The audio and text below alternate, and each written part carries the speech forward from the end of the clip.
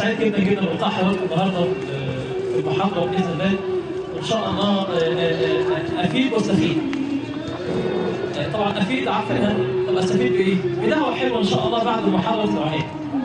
طيب بسم الله الرحمن الرحيم، الحمد لله نحمده ونستعينه ونستهديه ونستغفره ونعوذ بالله تعالى من شرور انفسنا وسيئات اعمالنا، من يهديه الله فلا مضل له ومن يضلل فلا هادي له، ونصلي ونسلم على خاتم رسول الله سيدنا محمد وعلى اله وصحبه وسلم. بدايه محاضره النهارده بعنوان ايه؟ ازاي اكون ناجح ومميز في حياتي. طب ايه لازمه القصه دي؟ او ايه لازمه المحاضره دي ان انا ليه انجح وليه اتميز؟ عشان ما اجيش في فتره من الفترات بعد ما يكون عندي 40 50 60 سنه واحد يقول لك انت ليه ما نجحتش؟ او واحد يقول نفسه انا ليه ما نجحتش في حياتي؟ في يوم من الايام احد الصحابه اسمه اشعث ابن قيس. اشعث ابن قيس هذا الصحابي يقول لك ان هو في يوم من الايام كان قبل ما يسلم كان في تجاره مع عم الرسول صلى الله عليه وسلم العباس بن عبد المطلب. يعني اشعث كان واقف مع مين؟ مع العباس. وهما الاثنين بيتاجروا مع بعض. فالاثنين كانوا لسه مشركين، يعني قبل ما يخشوا الاسلام. فاشعث لاحظ ان في خيمه على جنب، الخيمه دي طالع منها رجل كبير يبدو كبيرا، بص على السماء من فوق لقى الشمس عموديه. راح ساحب حصيره وواقف على الحصيره وقاعد يعمل حبه حركات او واقف يعمل حركات. وبعدها مباشره وجد ان في غلام صغير جه على يمين هذا الرجل وقاعد يعمل نفس الحركات اللي بيعملها الراجل الكبير. وبعدها بشويه وجد ان في مراه عجوز كبيره في السن بدات تعمل نفس الحركات ورا الايه؟ الرجل الكبير والطفل الصغير. عرفوا مين دول؟ طيب ايه اللي حصل؟ اشعث بيسال العباس من هذا الرجل يا عباس؟ فقال له هذا ابن اخي الكبير محمد ابن عبد الله. فقال ومن هذا الغلام؟ فقال له علي بن ابي طالب ابن اخي الاخر. فقال ومن هذه المراه؟ فقال له هذه خديجه بنت خويلد زوجة ابن اخي الكبير محمد. فقال له اتحادثه او اتي به احادثه ويحادثك؟ ايه رايك اجيبه لك تكلمه ويكلمك؟ فقال اشعث دعك من هذا ودعك في تجارب. يعني سيبك من الكلام ده وخلينا في ايه؟ في تجارب. يشاء العليم القدير بعد 20 سنه يجي اشعث ابن قيس ويسلم على يد الرسول صلى الله عليه وسلم فتح مكه ويبكي بكاء غير عادي. فالرسول صلى الله عليه وسلم يقول له يا اشعث اما علمت ان الاسلام يجب ما قبله؟ انت ما تعرفش ان الاسلام انت ندمان على ايه؟ الاسلام كده كده ربنا هيغفر لك كل حاجه. فيقول اشعث لهذا لا ابكي يا رسول الله ولكن ابكي بامكاني ان اكون ثالث ثلاثه ولم افعل. ليتني فعلت ليتني فعلت ليتني فعلت. ايه مغزى القصه دي؟ مغزى القصه دي ان في ناس كتير بتبني على السيستم بتاعها طول حياتها. انت بتعمل ايه؟ والله انا رايح النهارده المدرسه لو كنت في ثانوي او في اعدادي، طب انت عايز تعمل ايه بعديها؟ عايز اكون في ثانوي، طب بعد الثانوي عايز تعمل ايه؟ عايز اروح جامعه، طب بعد الجامعه عايز تعمل ايه؟ موال. عايز بعد كده اتجوز وبعد كده اخلف وبعد كده اربي عيال وبعد كده اتجوز وبعد كده اموت. ده نمط 97% من الناس اللي احنا بنشوفها. برغم ان في 3% ناجحين في حياتهم متميزين. نفهم الكلام اللي جاي ده. اعرف حضرتك او اعرفي حضرتك ان العالم اللي احنا فيه ده اشبه اكنه ماتش كوره. حضرتك ممكن تكون حاجه من حاجتين، يا اما تكون انت اللي بتلعب وكل الناس بتتفرج عليك صح؟ والناس هم بيكونوا جزء من حلم حضرتك. يا اما انت تكون متفرج وبتتفرج على نجاح واحد تاني وانت تكون جزء من حلمه هو. فانت عايز تكون انت صاحب الحلم ولا عايز تكون جزء من الحلم؟ هي دي القضيه اللي عايز اقولها النهارده. انا جاي النهارده عشان اعمل هذا الكلام. انت حدد هدفك. عايزك النهارده تاخد موقف مع نفسك قبل ما تاخد موقف مع اي حد تاني.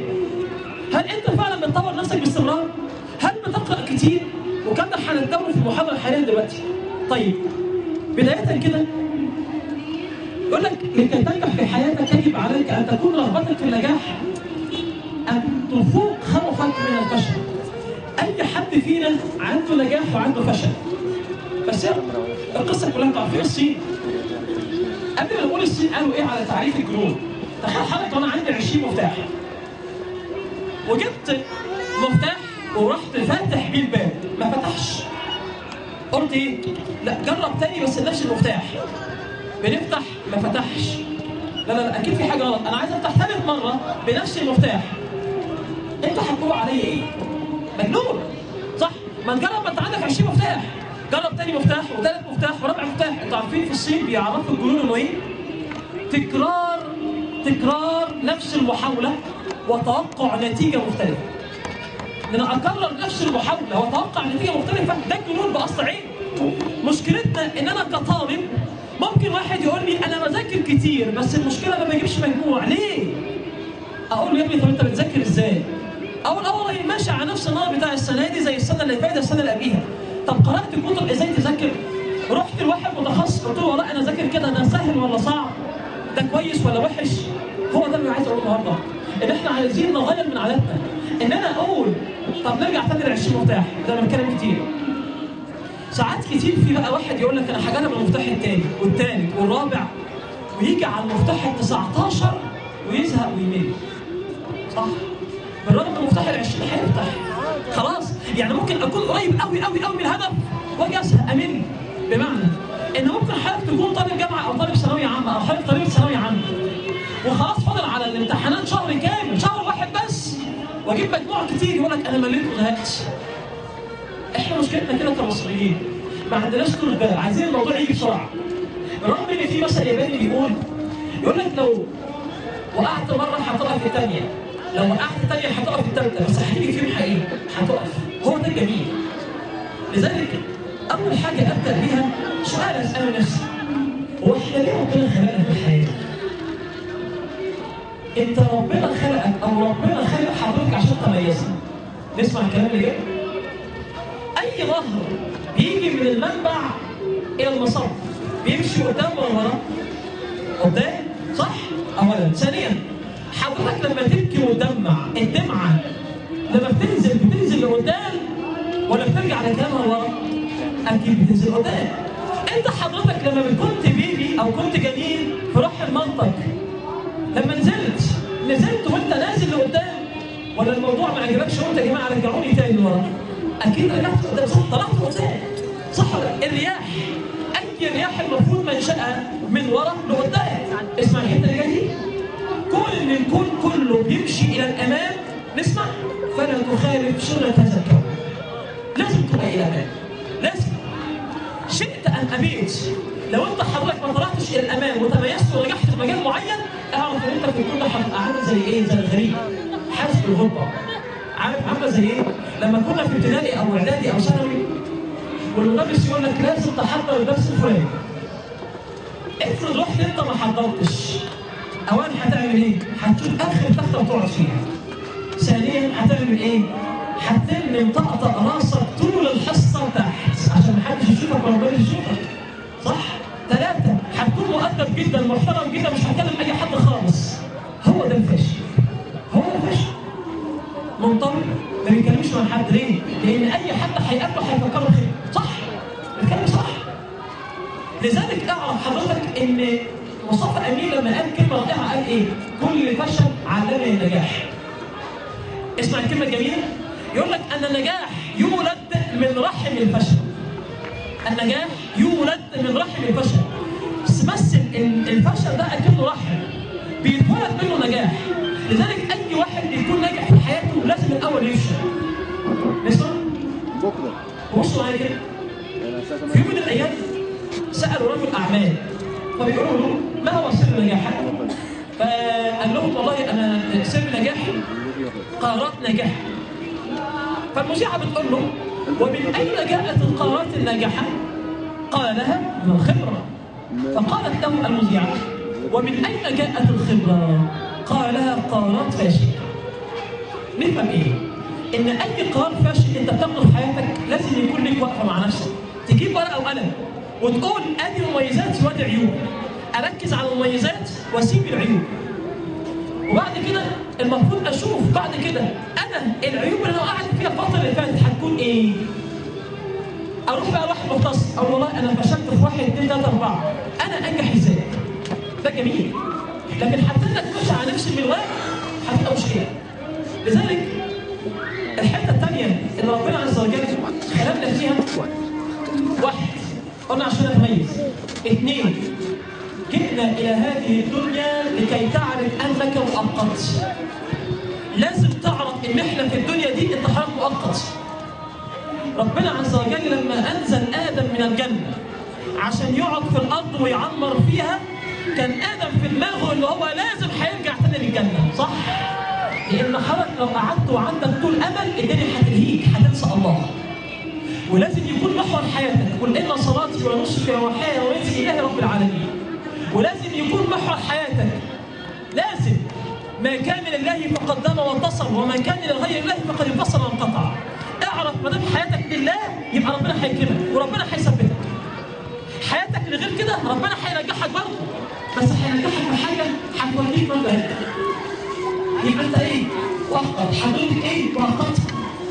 عشان اي حد ممكن يتريق عليا انا مطنش مسامح. اي حد هيزنق عليا في اي هدف انا برضه مطنش مسامح. سواء شويه. طيب. اثنين، جئنا الى هذه الدنيا لكي نبتلى. انت جاي لازم يكون عندك مصدر ابتلاء. واعرف لو انت ما عندكش ابتلاء اعرف ان ربنا عز وجل غضب عليك. ابن القيم يقول: واعلم ان من مقامات الرضا عز وجل او رضا الله عز وجل عليك ان تبتلى. واعرف ان الرسول صلى الله عليه وسلم قال ايه؟ ان الله اذا احب قوما ابتلاهم. واعرف كمان زي ما الرسول صلى الله عليه وسلم قال: ان الله يرفع درجات العبد يوم القيامه فيقول: يا ربي أن لي هذا ولم يكن فعلي ولا قرآني ولا صلاتي لهذا. فيقول الله عز وجل: ليس بصلاتك وليس بعملك ولكن بابتلاء لك عبدي. يبقى تعرف ان ربنا عز وجل كل ما يبتليك وتصبر وترضى، لان الرسول صلى الله عليه وسلم قال ايه؟ من رضى فله الرضا ومن سقط فعليه السخط. اعرف كل ما ترضى بقضاء الله عز وجل وتطور من نفسك، وممكن تقع وتقوم، تقع وتقوم وانت عارف ودماغك في هدف، ربنا هيكرمك وهيوفقك. لكن كل ما تقول لنفسك انا ما عنديش صراحه امكانيات، انا غبي، انا حمار، انا متخلف، انا جاموس ابيض، انا طول الله في برسيم، انا اللي نتكلم بصراحه. احنا كنا لسه مع امهات من بعد العصر وقلت لهم هذا الكلام. يعني انا طبيعي بكون مع الطلبه على اولادهم، يعني باجي على اولاد الامور مقابل الطلبه. احنا مشكلتنا ان احنا تربينا تربيه خاطئه، وكلنا سمعنا اسماء حيوانات كتير جدا، صح؟ كل واحد كان ليه اسم حيوان في بيته، صح ولا صح؟ الا من رحم ربي طبعا. هم بيربونا من وجهه نظرهم هم ان هو عنده ده دور تحفيز، بس في مشكله ان انا ساعات بتطبع بهذا الطبع ودي كارثه. دور تجربه حلوه. يوم من الايام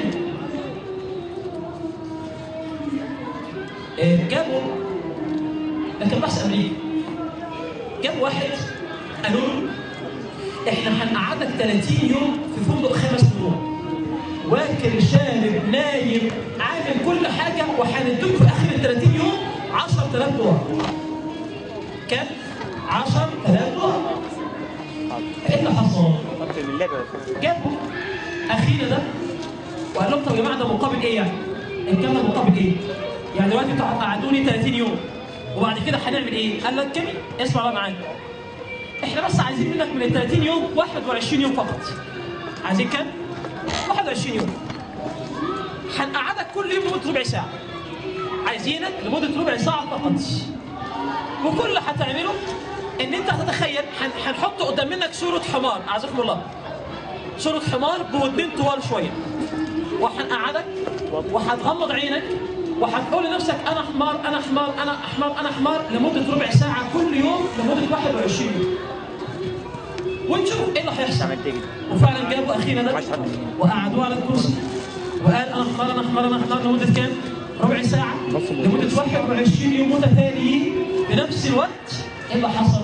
بعد 21 يوم بيقيسوا طول ودانه، لقوا ان ودانه طولت بمقدار 1 مللي عن المعدل الطبيعي. بقى فعلا حمار. ده مش اخينا بقى. على فكره الحمار ده يعتبر اذكى الحيوانات اهو كده. وعلى فكره مصر تعتبر من اولى الدول في تصدير الحمير على مستوى العالم. والله والله صدق، فنفتخر بذلك الحمد لله. طيب صلى الله عليه وسلم. النقطه الجايه معنى ذلك النقطه اللي بعديها، اي حاجه تحطها في دماغك هتبقى واقع تام بالنسبه لك انت، وعقلك اللاواعي هيمشي عقلك الواعي في هذا الموضوع. يعني ايه؟ عارف حضرتك لما تقول لنفسك كل شويه انا ذكي، انا ان شاء الله ربنا هيقدرني وهعمل حاجه في حياتي، انا ان شاء الله هنجح، انا ان شاء الله هتميز، ربنا هيوفقك. لذلك اعرف ان في يوم من الايام مش تعرف بس التمرين الذهني بيأثر على الجسد. في يوم من الايام واحد راح للدكتور قال له يا دكتور انا عندي صداع بيجي لي كل يوم الساعه 3.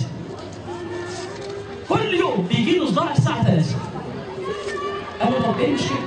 خد لي خد اسبوسين، خد اي حاجه. قال له بص انا رحت من الاخر، انا رحت قبليك ل 12 دكتور ومفيش ولا واحد فرح معايا. وقال يا عم لسه قضيه عشان ما حدش ما تكتبهاش تاني. قال له طيب ماشي بالراحه واحده واحده. انا عايزك تجي لي بكره الساعه 2:30 مساء. يعني قبل الساعه 3 بايه؟ بنص ساعه. ونبتدي نشوف العلاج هيكون ماشي ازاي. جابوا عمنا ده وقال والله يا دكتور قعد بقى ايه انت عندك كام زوجه، عندك كام ابن، عندك مش عارف ايه، اصل بيعمل حقيقيه. طب اللي حصل ان الراجل كل شويه بيجي نص ساعه، دكتور فاضل ربع ساعه يجي الصداع، دكتور فاضل 10 دقايق يجي الصداع، دكتور فاضل 5 دقايق يجي الصداع. قالوا الصداع جاي اهو دكتور الساعه 3. قالوا طب براحتك هتجي لي بكره ان شاء الله الساعه 2:30 في نفس الميعاد بتاع النهارده. وجاله بكره بس كان محضره بقى موضوع حلو. هو قبليها كان بيقول له انت بتحب ايه؟ قال له والله بحب تربيه العصافير وبعمل مش عارف ايه وعندي هوايات ايه. قعد الدكتور يتكلم معاه والراجل لسه مصمم ان في ايه؟ في صداع وبيجي له الساعه 3. قال له طيب استنى شويه لمده ربع ساعه بالظبط هخش اعمل لك دواء، الدواء ده لسه جاي من امريكا، ده كان في السويد تقريبا. الدواء ده لسه جاي من امريكا طازه. بس مشكلته ان هو تركيبه.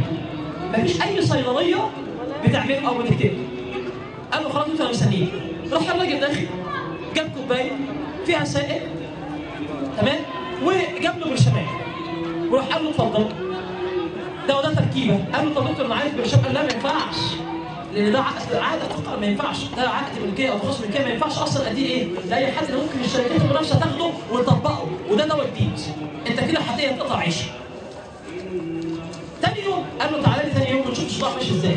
قال له دكتور الله ده الصداع ايه؟ خف شويه، ممكن برشام تاني ونفس الدواء تاني اللي بعديه. قال له اتفضل استنى ربع ساعه راح هنقول له راجع تاني اتفضل. ثالث يوم اتفضل، رابع يوم اتفضل. جه بعد اسبوع قال له الحمد لله الصداع راح تماما. قال له رائع. قال له بقى يا دكتور الدواء ده اسمه ايه؟ قال له مش حاجه، انا عندك كوبايه ميه وبرشامتين بس وهمتك لان الصداع اللي عندك ده كان وهم. فاهمين حاجه؟ ساعات كتير احنا بنوهم نفسينا ببعض الحاجات مش موجوده فيها. وهحكي لكم قصه عن جحا فكروا جدا بس قصه محاضره. طيب اديسون قال ان النجاح عباره عن 1% الهام وخيال زائد 99% جهد واجتهاد. ده اديسون ده عايز اقول لكم ان تقريبا ليه 1000 براءه اختراع. والراجل ده كان لا يسمع ولا يتكلم. لا يسمع ولا يتكلم. اديسون ما كانش يسمع ولا بيتكلم. والراجل ده كان نتاج هدف. هقول لك ايه هدف؟ لكن الجميل ان هو لخص معايير النجاح في حاجه واحده بس 99% اجتهاد. يعني كل ما تشتغل اكتر تجتهد اكتر تنام قليل هتجتهد. والمشكله عندنا مشكله النوم وخصوصا في ايام الشتاء. صح؟ النوم حلو قوي. والبرد وحش. وبطبيعه الحال معظم الناس معدل نومها بيعلى في الشتاء بالرغم ان علماء الاستذكار اللي هم لهم في الموضوع الذاكره وزي الناس تذاكر قالوا ان احسن درجات نشاط الجسم بيكون في الشتاء. لان الصيف بيكون في وخه. ومعنى ذلك ان هذا الكلام ينطبق على حضرتك ولا ايه؟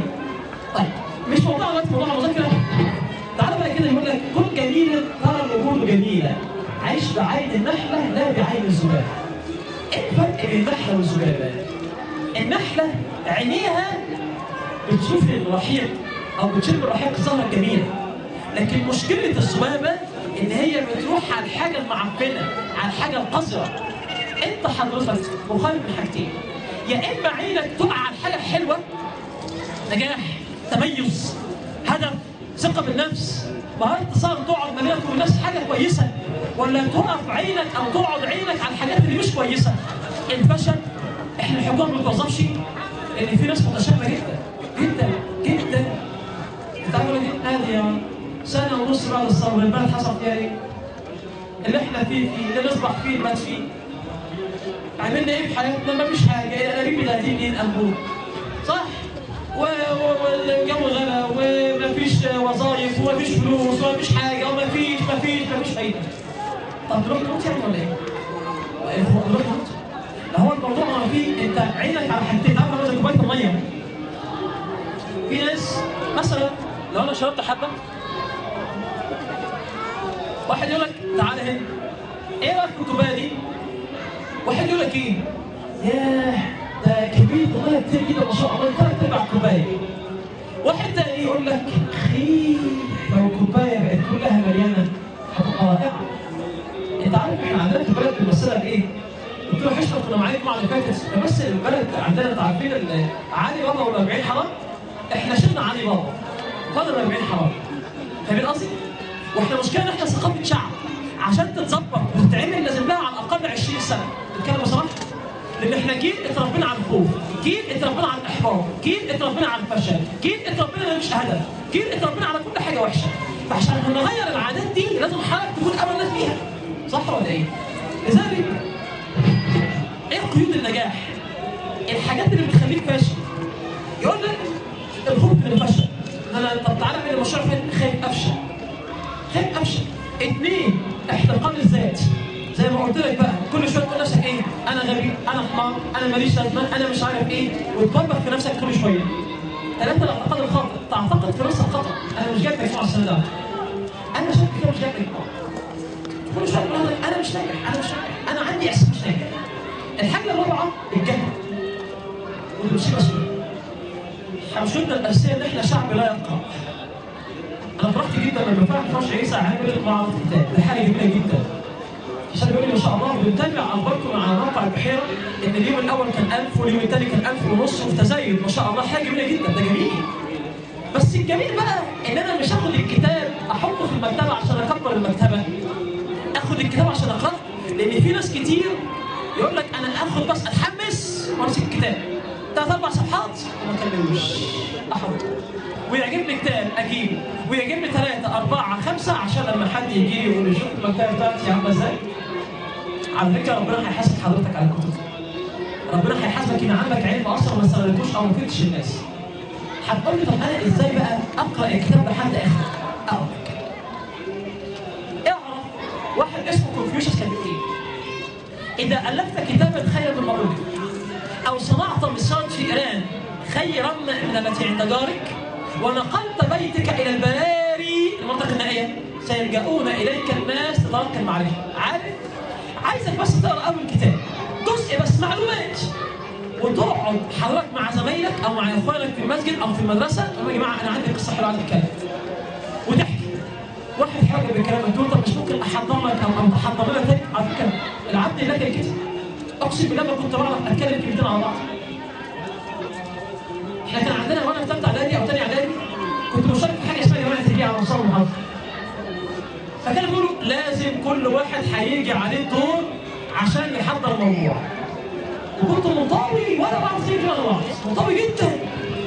وقالوا لي انت عليك الكتاب كان على ايه؟ حتى الان فاكره. كتاب عن كيفيه عمل محركات السفينه، ازاي السفينه بتخش البحر، تتحرك البحر. قلت له هي مدركتك حضر. رحت محضر، الحمد لله خدت احسن تحضير. فالمدرب قال لي ايه؟ ما تحضر تاني موضوع وتجيبه لنا الاسبوع اللي بعده. اخدت ثقه اكتر وهكذا. بدات اقرا كتاب واثنين وثلاثه واربعه وخمسه و10 هكذا. الموضوع مش كده. دكتور ابراهيم الفقي رحمه الله عليه يقول لك ان هو اول محاضره قعد يكلم الناس، يقول لك هو بيقول على نفسه كده رحمه الله عليه، يقول لك انا الصوت طلع زي صوت المعيز. كان قدامي 250 واحد. اول ما سمعت صوت المعيز طلع مني رحت جاي جريت، والراجل المنظم يجري وراه وهو يجري تعالى رايح فين؟ وجه قال لا بص انا سايب الموبايل انا ولا محاضره ولا غيره، وقعد مع نفسه قال انا اول ناس هحاضرهم اطفال الصم والبكم عشان اتكلم. وانا ايه؟ العب اشتغل. فاهمين الكلام؟ لحد بقى دكتور ايه؟ اللي انا عايز اقوله اعرف ان الناس هتنجذبك لايه؟ لعلمك. الناس مش هتنجذب لمنظرك ولا شكلك ولا هيئتك، ليها عامل، بس جميل انت لازم يكون عندك علم احسن منهم. صح ولا لا؟ اعرف لو انت قرأت 3 كتب في مجال واحد، قراءة ثم فهم ثم حفظ، هتكون من أحسن 3% على مستوى العالم في هذا المجال. من أحسن 3% على مستوى العالم في هذا المجال، بس اقرأ 3 كتب بس في مجال واحد. الناس بتتكلم مع اخواننا قبل ما نيجي على طول المحاضرة، بقيت فوق دلوقتي انا عايز ابقى مدرب تنميه بشريه، انا عايز ابقى حاضر تنميه بشريه، انا مش عارف ايه. هو الجميل انت بتعمل بهذا الكلام ولا لا؟ الجميل ان انت ناجح اصلا قبل ما تقول للناس انا ناجح ولا لا؟ صح ولا ايه؟ لذلك احنا كنا تدريب مدربين قبل كده بنمرن